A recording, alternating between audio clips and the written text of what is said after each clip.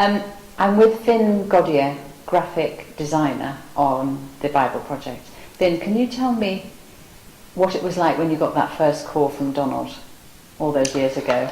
What did he say? Well, the way it happened is that I got a telephone call from Donald. It was a telephone call, and I didn't know him. He didn't know me. He actually had been told by a computer company that he had used in the past that I might be able to help him. He'd been in touch with the computer company, and he said, "Look, I've got this big project coming up, and what I would like is some computer equipment that I can design a Bible on, and with the software."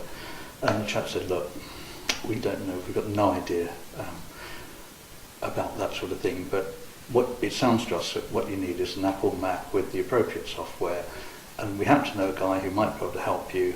His name's Vin Godier. This is his telephone number. Give him a ring."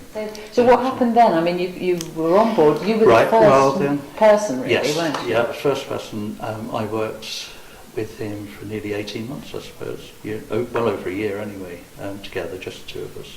Doing?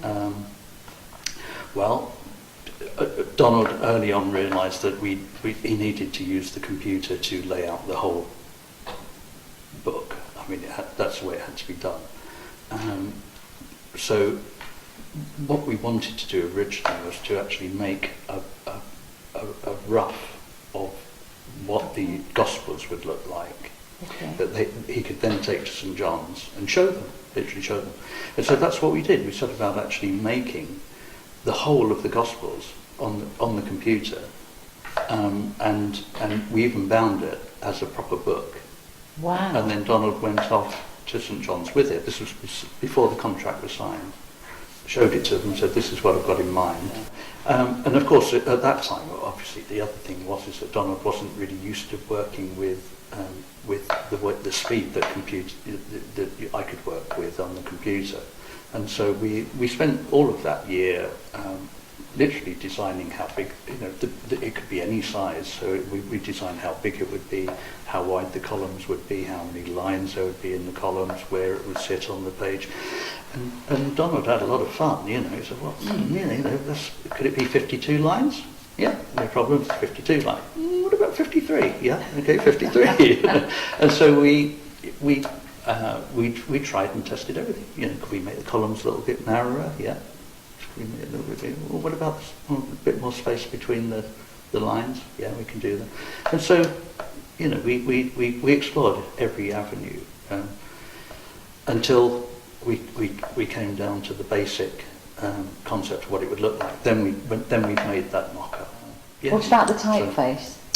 Well, the typeface, I managed to get an Adobe type font, which was called a multiple master font, which it's completely elastic.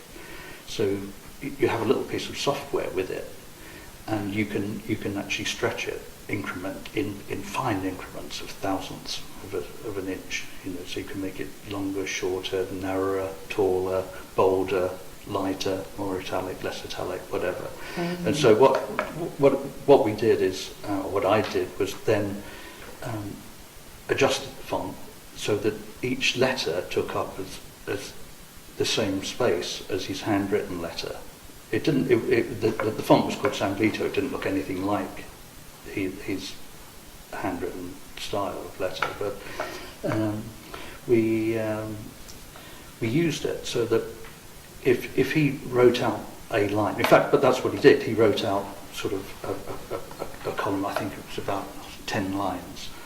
And then I just kept reproducing different versions of the font until I could hit it exactly the same widths as his handwriting.